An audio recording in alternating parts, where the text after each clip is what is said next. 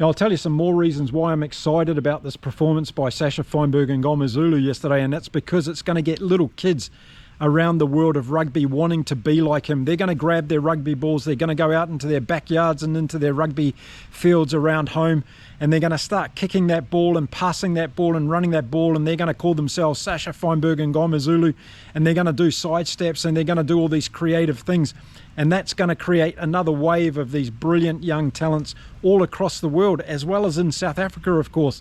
So seeing a player like this come onto the world stage in this way that Sasha did yesterday is brilliant for the game of rugby, first of all, this year with the competitions that we've got coming up.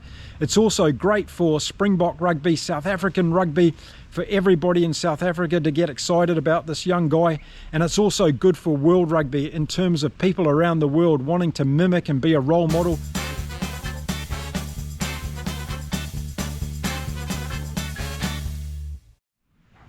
G'day everyone, welcome to Inside Rugby with Mark. If you haven't been here before, my name's Mark. I'm a Kiwi rugby fan, but I'm living here in beautiful Cancun in Mexico. And most days I come and sit in my beautiful park here, along with the birds and the squirrels, and I talk about rugby. And today's no different. And boy, what a game that was. 67 points to 30 in favour of South Africa over Argentina in Durban yesterday. And I'm still reeling a little bit, like probably some of you are, in terms of what we actually witnessed. Like you and like a lot of people that follow my channel, I've been around the rugby world for a long time, many decades. And I don't think I've seen a rugby game like I saw yesterday in Durban. It was just absolutely extraordinary from so many different levels. And I'm going to try and summarise it the best I can in this particular video. So let's get into it and we'll talk about the game itself. And first of all, the score, 67 points to 30. No one saw that one coming against the Los Pumas, because they had been playing very well so far in the Rugby Championship. And it was going to be a case of whether they could keep that kind of form going in Durban yesterday. And well, after we saw what was an extraordinary, bizarre first half of rugby, it ended up pretty close, didn't it? 25-23 at half time. And the Springboks got that late try in the 43rd minute, I think it was, of the first half. We were still playing. And that put them into the lead. But some things that happened before that were just out of this world as far as rugby goes.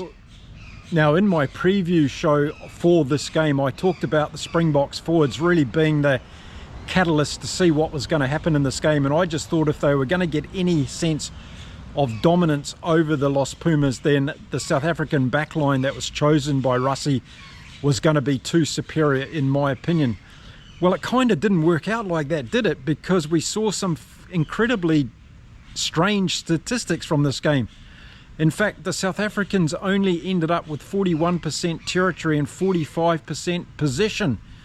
So that blows that theory out the window that you have to be dominant in every area of the game. And I think what we saw is it was such a bizarre game that we saw that spontaneity come from both teams at different times. And like Australia against the Springboks at Ellis Park, this time the Springboks were able to play that kind of Tony ball rugby, and it actually worked and it paid off and everything clicked and the passes went to hand and the bounce of the ball worked in their favour and the skill level was high and everything came off and it worked yesterday. Whereas in Ellis Park, when they tried to do it, it didn't work, did it? And Australia got the better of it. But I think the big difference in this game was the forwards played so much better for the Springboks and gave them a good platform in different areas. And there were key moments in this game where I thought the Springboks were not just dominant, they were absolutely rampant. And they were able to give their backs a real opportunity to play some creative rugby, come up with some individual genius when it came to Sasha Feinberg and Ngomazulu. And yes, we're going to talk about him in this video, but I'm never going to walk away from the fact that to win a game like this, it has to be a team effort. There can be individual brilliance. We've seen that over the years from lots of different players, but it comes down to the team. And I thought the South African team yesterday played very well together as a unit. Now, the game got underway, and one of the things I was thinking about before it started was how long was it going to be before the Springboks put up a high ball to test out the Argentines. And well, it was only 20 seconds into the game that Cobus Reinhardt kicked a high ball, and as a result of that, we got to see our first scrum on the 45th second of the game. So it didn't take the Springboks long at all to go to their go-to play in the beginning of this game, and I thought that was quite unique in terms of how that played out, and it put a bit of a smile on my face because I thought, yes, that's the game plan. Let's see how they go. They're going to put immediate pressure on the Pumas and try and rattle them right from the very beginning. Now, I made notes in my pad at the beginning of the game for the first 25 minutes. It was a pretty boring affair. It was going backwards and forwards with penalties. It was like both teams were kind of feeling each other out. No one was getting a real ascendancy in the game, and no one would have known what was going to happen in the rest of the game because it really started off as quite a dour rugby test, that was for sure. And what ignited this particular game was in the 30th minute, the Springboks went to one of their standard operating procedures, and that was a line-out maul in the 30th minute, which got them really close to the line. And it was Malcolm Marx that went over to score the first try in this game and for the Springboks. And I think that particular try really opened up the Pandora's box because we started to see things happen in the game after that. And boy, did they happen, and were they bizarre. Now, in the 36th minute of the first half, like many of you, I was watching the screen and we saw an Argentine kick go through. It went into the in-goal area of the South Africans, and Cheslin Kolbe was back there defending the line, and it looked like it was just going to be a normal procedure of Kolbe putting the ball down, restarting with a line dropout, and Kolbe was going to get the ball over to his fellow player Sasha Feinberg and Ngomazulu on this occasion to restart from the goal line. But what happened next was really incredible. In fact, I've never seen it happen before in watching rugby for 55 years. We saw Cheslin Kolbe do a little drop kick as he tried to pass that ball over to Sasha, who was standing under the goalpost. But the ball was taken by Santiago Chocobaras for the Argentines, and he had the awareness to go in and actually put the ball down and score a try and actually plead to the referee that he had done so. And then we had this chaotic couple of minutes where everybody was trying to work out what had been unfolding in front of our eyes. And you and I were sitting at home going, what's going on here? What do you mean talking about a try when Angus Gardner made the TMO sign and said they were going to check on whether a try was scored? We didn't even see it happen when it was live on the TV screen. And then all of a sudden, a try was given, and Santiago Chocobaras was the try scorer, and we had to go back and watch the whole process. It was just a really bizarre incident. Cheslin Kolbe, I don't think, even knew what was going on, although I think after a second or two he kind of clicked and realised what he had done. And as many of you had said in the comments of our live chat, he had a bit of a brain fart at that moment. And Chocobaras scored one of the most incredible tries you will see in World Rugby. Okay, so there was just a few minutes to go before half-time, and one was sitting back thinking, okay, this is probably just going to lead into half-time. But what happened next was extraordinary. With the Pumas leading, we saw the South Africans come back, and they scored 2 tries before half-time through Sasha Feinberg and Ngomazulu. And then we saw a penalty try and a yellow card for the Pumas. So we saw Malcolm Marx coming in from the side on a ruck near the line. The Pumas were going to go over and score, and Marx intentionally brought the ball down. The Pumas ended up with a penalty try. Sasha Feinberg created 2 amazing tries for the Springboks, and after 43 minutes of the first half, we went to half-time with a score at 25-23, and we're all thinking, how did we get here? How did this happen? And what just happened? And at half-time, I had to go back quickly and watch some of the replays of what happened in that first half, and to see what Cheslin Kolbe did, and to see whether Malcolm Marx was infringing, and to see the penalty try and all the rest of it. It was just like catch-up time during the half-time. It was just extraordinary stuff. But the reality was, we went to half-time with the Springboks in the lead. We went to half-time with the Pumas only 2 points behind, and we were saying, how did that happen? How did that just happen? And this game is so incredible. We have no idea what was going to happen in the second half. So at half-time, I was thinking, okay, we've seen some brilliance from Sasha Feinberg and Ngomazulu, and we've been waiting for a while to have him have a game like this where his magic that we all know that he's got was actually going to be executed. And we've seen this in the past, haven't we, where we've seen players of this generational talent have one of those games that's been extraordinary. But I'm going to talk more about that after the second half. So at half-time, I thought this is a really bizarre game. The Springboks were playing well in that first half. Sasha Feinberg was starting to come into that game late on and really show his brilliance. The Pumas, despite getting quite a bit of ball, they weren't able to get through the South African defensive line, and the rush defence was really keeping this brilliant back line of the Pumas quiet in this game. And I thought this was going to be a telling fact as the game went on, because we've seen the Pumas do so well against defences like the Australians and the New Zealanders, and it just shows the difference in level of defence between these teams, doesn't it, in this year's Rugby Championship. And there's no surprise why South Africa's got the best defensive record in the championship this year, and it showed in this game, because even with the talent that the Pumas got in their backline, we didn't see that open flowing rugby from them in that first half. Yes, they had a couple of breaks. We saw Malia, we saw Carreras once, we saw Esgro go for a run, but they didn't penetrate that South African defensive line like we've seen them do against the Wallabies and against the All Blacks. So I thought that was a telling point. And then early in the second half, we saw that try from Cheslin Kolbe. He made up a little bit, but again, it was a brilliant kick from Sasha Feinberg and Ngomazulu that found Kolbe absolutely on his chest, and he was able to run in and redeem himself a little bit for what happened earlier in the first half. And then it happened. We saw what we saw in Wellington, the Springboks going absolutely ballistic for the second half. They scored 42 points to 7 against the Pumas in the second half of this game. And just like in Wellington, they got on that roll with scoring tries. Sasha Feinberg and Ngomazulu, of course, was the maestro of the South African performance, and he was pulling all the strings.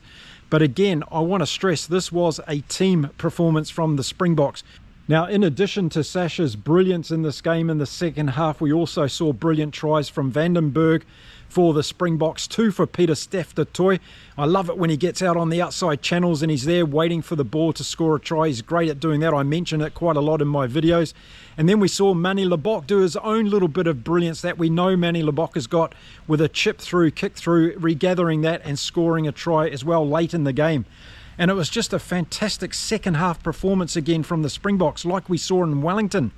So now we've got to say to ourselves, yes, we've seen this happen on a consistent basis. We've seen this happen 2 games back to back.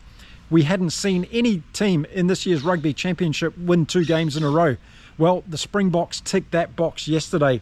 They also ticked another box where they demonstrated they could play Tony ball for 2 games in a row. It was all centered around Sasha Feinberg and Ngomazulu's brilliance, as I've already mentioned in the video. And this could be a breakout game for the young man. This could be the game that sets him on a pathway that we've seen from other great players in the past. And I talk about players that we've seen have these types of games before and go on to be extraordinary players. And I'm talking about Jonah Lomu, of course, for the All Blacks. We've seen it from Dan Carter for the All Blacks as well. We've seen it from Brian O'Driscoll from the Irish, who've had games like this where they have controlled everything. Everything they've done has turned to gold on that particular day. We've also seen it from David Campese in the past from the Australian team. We've seen it from Hugo Porter from the Argentines in the past as well. They have these types of games where everything they do is just absolutely spot on, and it's absolutely brilliant to watch as a sports fan, as a rugby fan.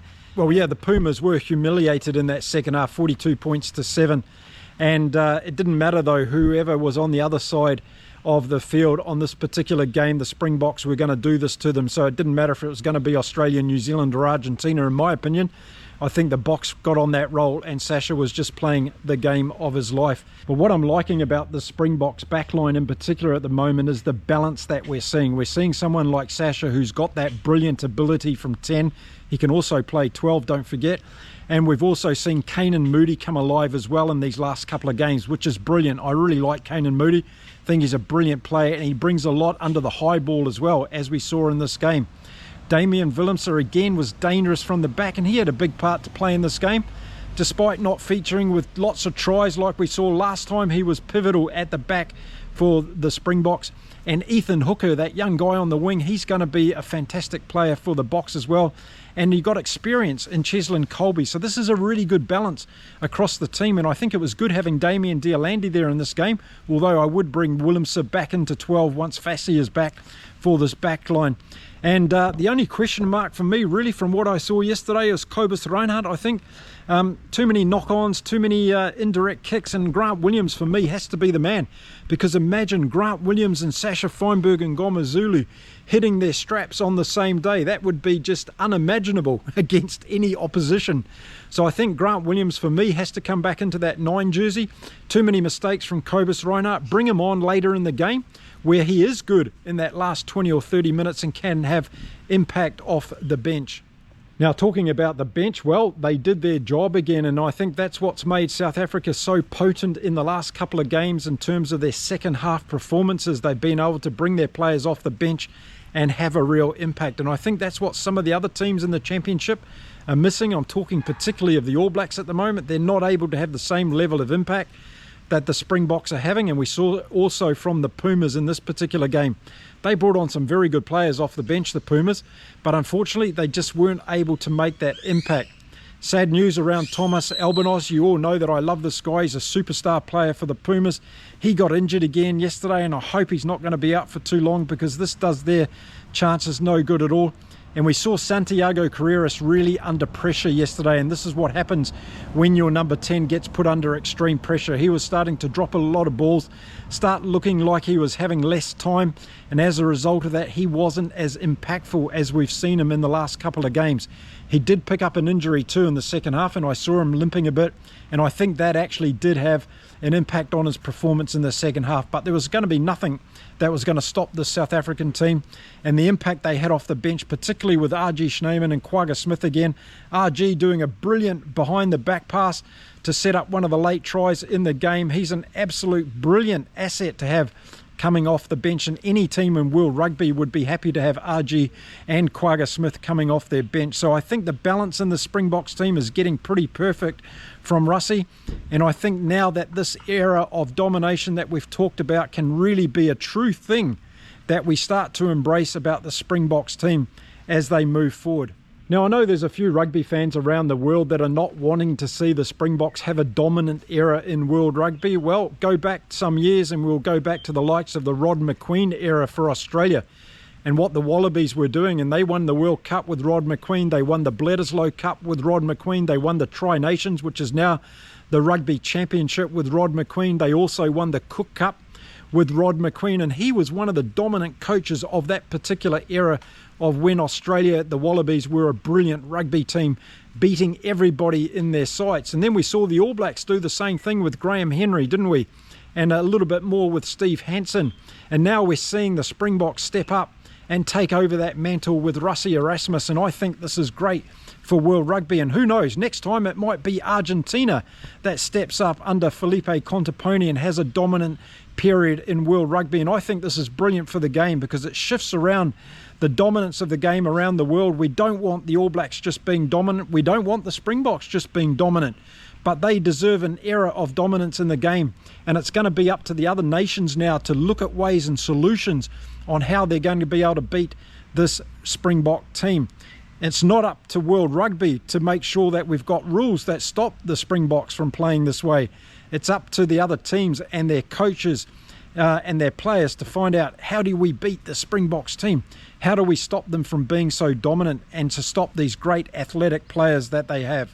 Now, Sasha Feinberg and Ngomazulu, of course, had one of the games for the ages yesterday. He scored 37 points by himself. So that was 3 tries, 8 conversions, and a few penalties thrown in for good luck. He was absolutely dominant, and I think he took the record over from Percy Montgomery, if my memory's correct, who had the highest number of points before that. But we've also seen dominant displays in games before from a South African player. Remember Morné Steyn? He did it as well. He scored 31 points in one game for the Springboks, and everybody was gobsmacked about his performance on that particular day. And Sasha's done it again yesterday, and it was an outstanding performance. I'll tell you some more reasons why I'm excited about this performance by Sasha Feinberg and Ngomazulu yesterday, and that's because it's going to get little kids around the world of rugby wanting to be like him. They're going to grab their rugby balls, they're going to go out into their backyards and into their rugby fields around home, and they're going to start kicking that ball and passing that ball and running that ball, and they're going to call themselves Sasha Feinberg and Ngoma Zulu, and they're going to do side steps, and they're going to do all these creative things. And that's going to create another wave of these brilliant young talents all across the world, as well as in South Africa, of course. So seeing a player like this come onto the world stage in this way that Sasha did yesterday is brilliant for the game of rugby, first of all, this year with the competitions that we've got coming up. It's also great for Springbok rugby, South African rugby, for everybody in South Africa to get excited about this young guy. And it's also good for world rugby in terms of people around the world wanting to mimic and be a role model, or for him to be a role model for them. And I think it's just another exciting part of the game. I just hope there's as many around the world that want to be the next Malcolm Marks and the next Quagga Smiths and the next Rajesh Naimans. We want them to be like these players and to grow up and play our fantastic game of rugby. And that 67 points to 30 yesterday, I've also got to give a lot of plaudits to the Argentine team, because they were tough in that battle. They didn't go away. They scored 30 points against the Springboks team. The All Blacks didn't do that last year in 2 games in South Africa. So this was a really good fight, a good battle by the Argentines, even though they were blown away in that second half. And I expect them to continue that battle and that fight in London next weekend. Now, as far as my standout players in this game, well, obviously it's Sasha Feinberg and Ngoma Zulu, but Damian Willemse was really good for the Springboks. And I thought the outside backs of Kane and Moody were good. Colby was good, except for that little brain fart that he had. And I thought Damien Deolandi played well. I've talked about Cobus Reinhardt. Jasper Wiese, how many times did we see take a restart in this game and run the ball up without knocking it on and without getting caught? So he did a good job as well, and he was good in open play on a couple of occasions. Sio Kolisi had a good game, I thought. Peter Steph-Toy, 2 tries for him, also much more vibrant in this game is a word I would use for him. And the front row was very good for South Africa as well. Jan-Hendrik Wessels was good, and the domination did come in the scrums at different times, but it also created the platform for Sasha and the rest of the backs to do what they did in this game, and they were able to play that spontaneous, open, Tony Ball style rugby. And that's the most interesting thing that's come out of this game for me, because it's showing that the Springboks can do this on a consistent basis. And this is what the rest of world rugby now need to be very fearful of, because the Springboks being able to do this with their dominant forward pack is going to be a very, very hard team to beat. Are they going to be unbeatable? No, of course not. Teams are going to still be able to beat the Springboks team, but they're going to have to play smarter rugby to be able to do it. They're going to have to take away the time and the creativity allowed for these players to be able to do these things. And we've seen that happen in the past when these players have got dominant factors. We're seeing it at the moment with Wallace Satiti in the All Blacks. He's not being allowed to have these open runs like he was a year ago, and the defensive lines have worked out how to deal with a player like Wallace Satiti. Well, defensive lines will work out how to deal with someone like Sasha Feinberg and Ngoma Zulu as well in the future. But in the meantime, we're going to see him doing a lot of creative things on the rugby fields around the world, and that's a brilliant thing for world rugby. So for the Pumas, they stayed in the fight yesterday, but they didn't stay in the game, did they? They were there, they were battling away, but it was just up against an impenetrable wall of South African defence and a mighty attacking line that was executing everything on the day. They were able to score the tries that they did through individual brilliance, timing, skill set, passing, and creative running. Those are the things that led to all those tries from the Springboks. For the Pumas, they'll have to go away and think about this hard, because London's going to be another big test. They may not be having Thomas Albanos. That's going to be a big problem. And it looked like they were carrying a couple of other injuries in that game as well. So this is not a good look for the Pumas. One of you said in the comments yesterday after the game, Mark, how do the Pumas pick themselves up and actually get out onto the field against the South Africans in London next week? And I thought that was a very good question. But you know what? This Pumas team has got guts. They've got soul. They've got a definition about them. And I don't think they're going to have any trouble picking themselves up and going again and putting their best foot forward, because that's one of the things that I really like about this Pumas team. Now, of course, it's no secret also that the top teams in world rugby have been on the other end of thrashings like this in the past. We've seen it in the not too distant past with all the teams in the Rugby Championship this year. So yeah, this is a game that got away from the Pumas. This was a game where the Springboks were able to show their domination and play at an extremely high level. But now the challenge is on. The challenge is on for these other teams to come back. The challenge is now set for the Northern Tour teams that the Springboks are going to meet later on this year, in terms of coming up with an idea and a game plan on how they can beat the Springboks team. And that's going to make this tour for the North this year from the Springboks extremely interesting and exciting from my perspective. But in conclusion of this video, I'm going to say well done to South Africa, to all of the South African fans. Enjoy this brilliant moment of a breakout performance by Sasha Feinberg and Ngoma Zulu. But also remember the importance of the team and the balance of this particular team that on the day showed world rugby in general what it's like to play at that particular level. It brought back so many memories for me in terms of watching All Black teams of past playing like this type of rugby, and what got me excited about rugby when I was a little boy. So if that's the impact that this South African team has on little kids around the world, I'm going to be a very, very happy man, because I think it's exciting to watch. It's going to bring more fans to the game, and it's going to take away this label that the Springboks are a one-dimensional team. Because you know what? After yesterday and what happened in Wellington, there's no way the Springboks team is one-dimensional anymore. So there we go. That's my review of the magnificent game between South Africa and Argentina played in Durban yesterday. It was one for the ages on different levels. It was a bizarre rugby game in the first half. It was an extraordinary individual performance by Sasha Feinberg and Ngoma Zulu, and it was a brilliant team performance by South Africa to do what they did by scoring 42 points in the second half against Argentina, who were in the fight right until the end, doing what they could do to try and turn it around. But there was no way and there was no hope for them yesterday in Durban. Now, in addition to my Inside Rugby with Mark YouTube channel that you're watching me on right now, I'm also starting up a global not-for-profit organisation. It's called United Rugby Fans, and my aim, with a number of other rugby fans around the world coming together to work with me, is to build this organisation so that the 500 million rugby fans across the world of rugby have a single voice and can come together to talk about all the things that are annoying us about the game of rugby across the world and how we want to fix them. We want to have a seat at the decision-making table with World Rugby and all of the other stakeholders in the game of rugby.